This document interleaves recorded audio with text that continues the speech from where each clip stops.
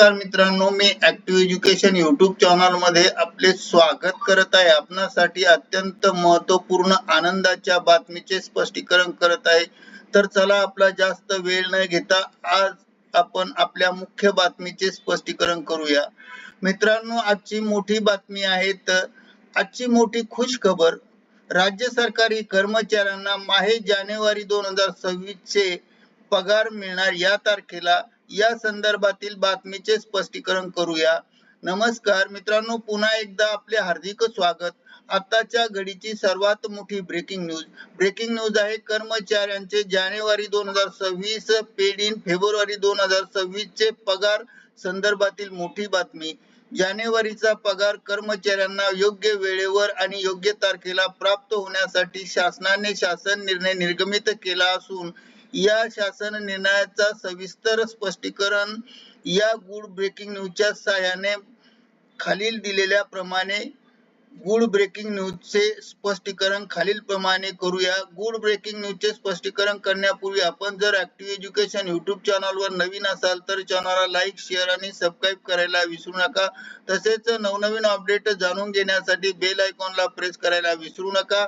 चला तर पाहूया ब्रेकिंग न्यूजचे स्पष्टीकरण।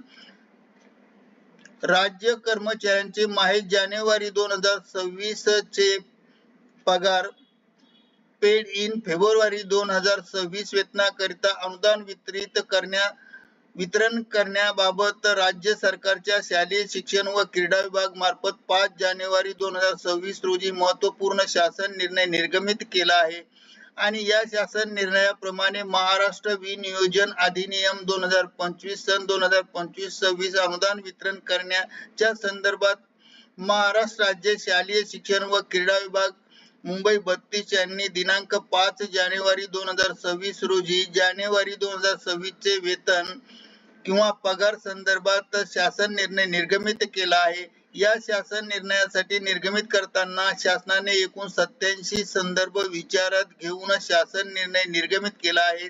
या शासन निर्णयानुसार प्रस्तावनामध्ये अशी बाब नमूद करण्यात आली की वित्त प्रणालीकडून अर्थसंकल्पीय वितरण प्रणालीवर म्हणजे बीम्स प्रणालीवर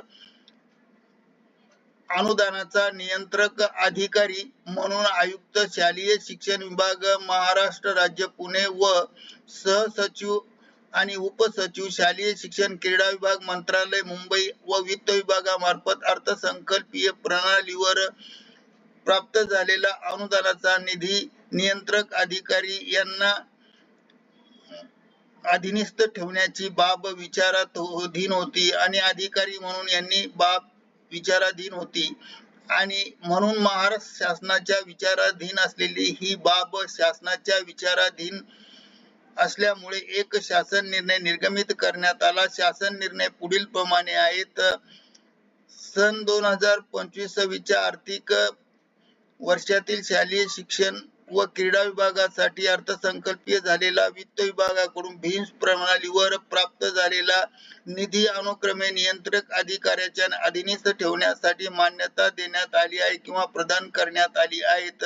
शासन बीम्स प्रणालीवर एकूण लेखा शीर्षक 1 ते 8 अंतर्गत प्राप्त करून दिलेला निधी लेखा शीर्षनिहाय वितरण करण्यास मान्यता दिली असून ज्या लेखा शीर्षकाखाली निधी प्राप्त झाला असेल तो निधी त्याच लेखा शीर्षकाखाली वितरण करण्याच्या संदर्भाने शासन निर्णयातील अनुक्रमे 1 ते 3 बाबीच्या संदर्भात सन 2025-26 या आर्थिक वर्षाच्या वित्त विभागाने बीम्स प्रणालीवर उपलब्ध करून दिलेला अनुदान खालील अटी व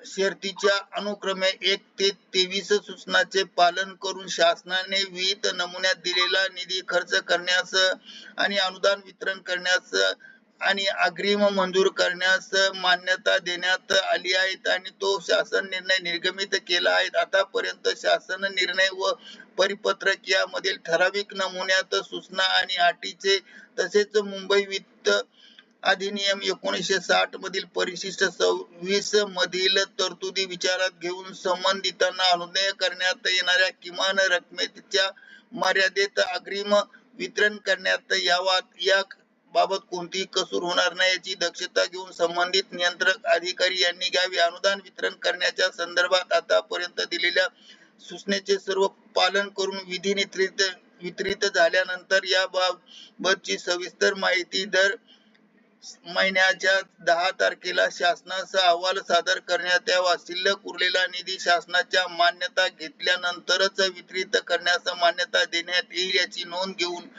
मुख्य मुद्दा क्रमांक 2 मधील अटी आणि शर्तीच्या सूचनेनुसार अनुक्रमांक 1 ते 26 चे काटेकोरपणे पालन करावे आणि त्याचप्रमाणे शासनाच्या खालील मुख्य अट क्रमांक 3 मध्ये सदर शासन निर्णय अर्थसंकल्पित नियम पुस्तिका 17 व 142 वित्तीय अधिकारी नियम पुस्तिका 1948 मधील सर्व भागाचा सखोल विचार करून निधी वितरणास दिलेल्या अटीनुसार सूचनेनुसार नियंत्रक अधिकारी यांनी मान्यता प्रदान करण्यात आली. यांना सदर शासन निर्णय महाराष्ट्र राज्याच्या संकेतस्थळावर देण्यात आलेला असून तेथे उपलब्ध आहे आणि राज्यपालाच्या आदेशानुसार त्यांच्या नावे आयकर सचिव व महाराष्ट्र शासन गोविंद कांबळे यांच्या डिजिटल सहीने प्रमाणित करून शासन निर्णयाचे अनुक्रमे नास्ती क्रमांक 1 ते 35 विभागांना योग्य कार्यवाहीस्तव पोस्ट करण्यात आले आहे किंवा पोच करण्यात आले आहे. हा शासन निर्णय निर्गमित झाल्यामुळे कर्मचाऱ्यांचे जानेवारीचा पगार फेब्रुवारी महिन्यामध्ये दिनांक 1 ते 5 तारीख या कालखंडाच्या दरम्यान होण्याचा मार्ग आता मोकळा झाला आहे. यामुळे कर्मचाऱ्यांचे पगार नियमित वेळेवर कर्मचाऱ्यांच्या खात्यात जमा होईल.